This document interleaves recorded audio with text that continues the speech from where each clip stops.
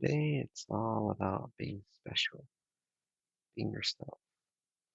But if you go back a step, do people really know what that means? For example, would you want to be different? Would you want to be odd? A lot of time we say being exceptional is a great thing, but odd, that's exceptional. Well, I mean, maybe not. The oddest of the odd, then that's definitely exceptional, right? Not normal, different. It's funny how there's positive words and there's negative words, and exceptional somehow has become a positive word. But do people really know what it means to be different, to be exceptional? Because a lot of stuff you do is not the same as other people. It means you stick out like a sore thumb. You look at people who win, people who are successful, a lot of people in Silicon Valley, and they're weird. They're not necessarily the most sociable, not necessarily the most pleasant. In fact, they're not. But they're exceptional. They're game changers. They change the world.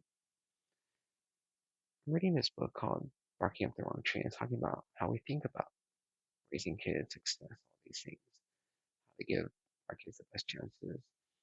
Whether we view things incorrectly, like valedictorian, that's a good thing. People change the world are not valedictorians. And I feel the biggest takeaway from chapter one for me is, what does exceptional mean? What does knowing thyself mean? What does being yourself more mean? Right? Ignoring other people and just being yourself.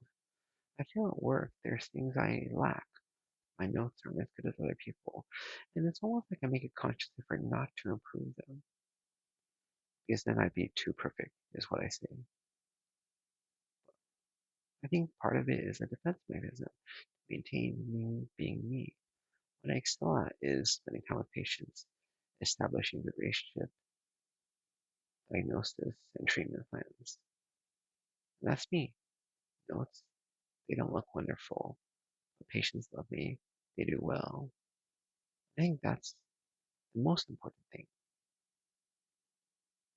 The thing is, the author makes a point in the book that Anderson, one of the VC venture capitalist funders, was saying that, when they look at startups to see who to invest in, they often look at people who don't have a lot of drawbacks.